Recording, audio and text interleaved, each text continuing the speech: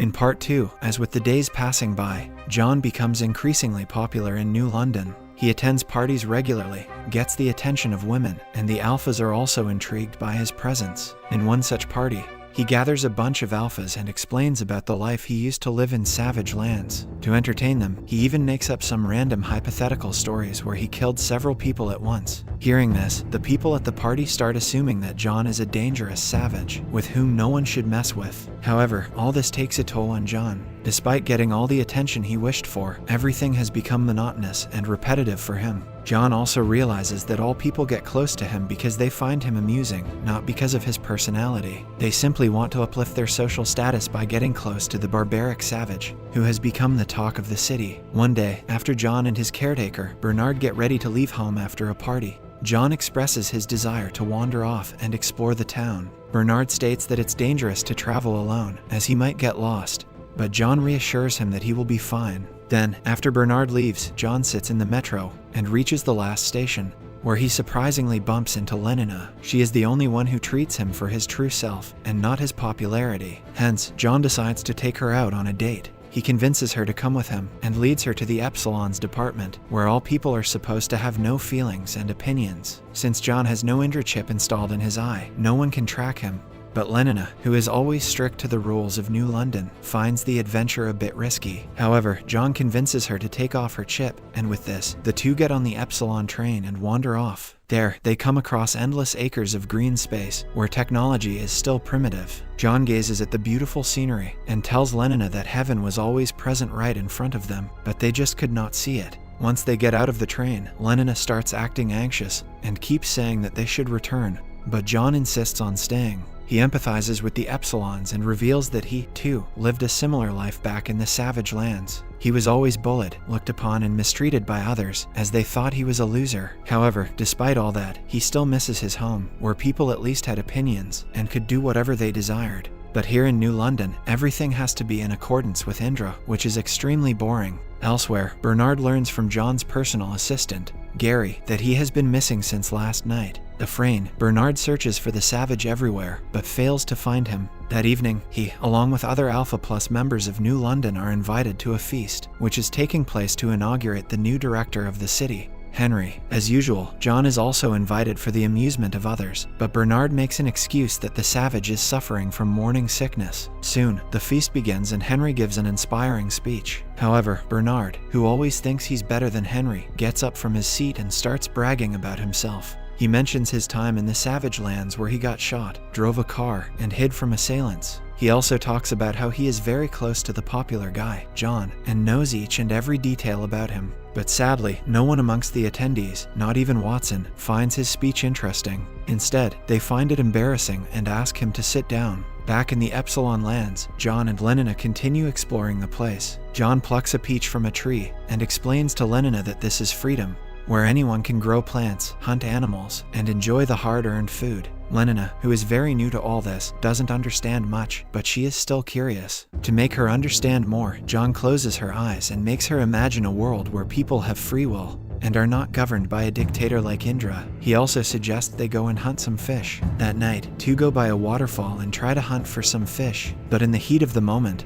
they start making out. One thing leads to another and the two even have intercourse near the waterfall, under the full moon. In this way, they start a relationship. Elsewhere, a drunk Bernard is back to his room, where Watson is trying to console him that he is also an important member of the city. Bernard wants to be noticed, but Watson reveals that if someone wants to be noticed, they have to do something new. But if that something is done every day, people will get bored and stop noticing it. Hearing this, an idea strikes Bernard's mind. In the next scene, John finally returns home after his intimate session with Lenina. However, as he is about to proceed towards his room, Bernard stops him. He doesn't ask where he was, and simply says that it's over. John is confused by the statement, and Bernard replies that all his partying, playing around, and attention days are over. This is because no one finds him amusing anymore, as he is just a savage. This expectedly enraged John, and he warns Bernard to stop talking, but the latter doesn't listen. And as the personal assistant, Gary, watches on, the two start fighting. Surprisingly, this was only Bernard's trick to get popular, as through Gary's Indra, all the people of New London are watching the fight unfold.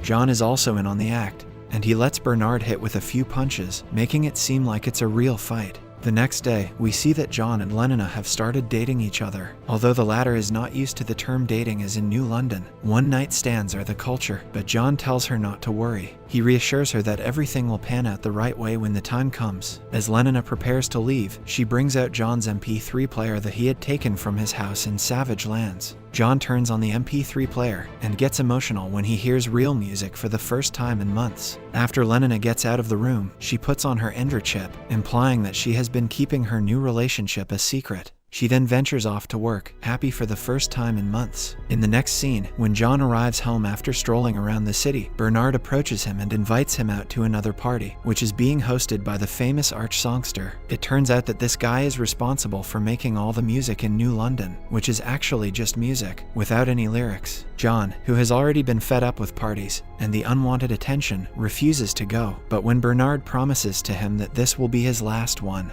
he agrees. Elsewhere, Mustafa Mend, the most intelligent person in the land, senses that a danger is approaching the city. She wanders around the prohibited parts of New England until she reaches a dilapidated building where the Soma pills were previously manufactured. Inside, there are a bunch of computers lying around, and here it is revealed that these computers are responsible for maintaining law and order in the city, not Indra. A worried Mustafa Mend checks one of the computers and finds a lot of databases altered there. Just then, her evil daughter, Lisa, approaches her from behind and reveals that she is the one who altered the databases. She did this because the people of New London have become too monotonous and irrelevant. And when Mustafa Mend checks one of the books lying around, she learns that her daughter has altered a very dangerous database in the Indra chip, which will now enable people to commit the unthinkable. Elsewhere, Bernard and John get dressed up and head to the party which is being hosted by the arch sangster. Apparently, a game called Frolic is going to be played, where the alphas will chase the betas and have intercourse with them if they are caught.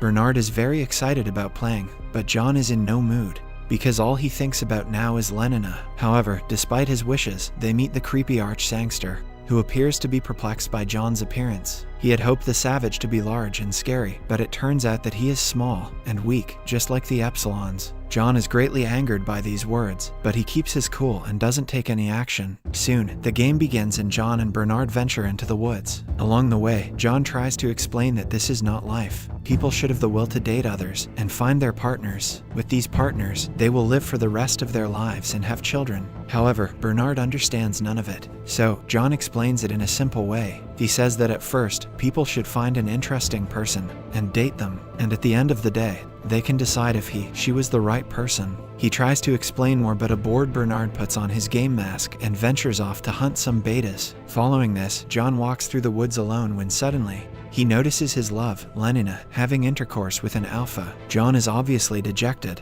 but he can do nothing about it. The next morning when the two meet, John expresses his dissatisfaction at the incident, but Lenina asserts that she was just following the rules. John tells her to forget the rules and live a free life. However, Lenina says that it's not so easy. If she didn't have intercourse with the alpha, Indra would come to know. This would result in their relationship being exposed, which would cause further problems. The following day, Bernard surprisingly calls Lenina to his room and inquires about where she always goes privately. But before she can answer, Bernard unexpectedly asks her out on a date. It seems as if he took John's suggestion from the night earlier and is trying to start a new relationship in a savage way. Lenina loves John a lot and doesn't want to commit to someone else, but if she doesn't say yes to Bernard, she will get exposed. Hence, she reluctantly agrees to the date. They get on a private jet and fly off to a private island, where the perfect stage has been prepared for a romantic dinner. However, things don't go quite according to plan for the two. Bernard is quite into Lenina, but the latter keeps thinking about John. She wants to keep up her act,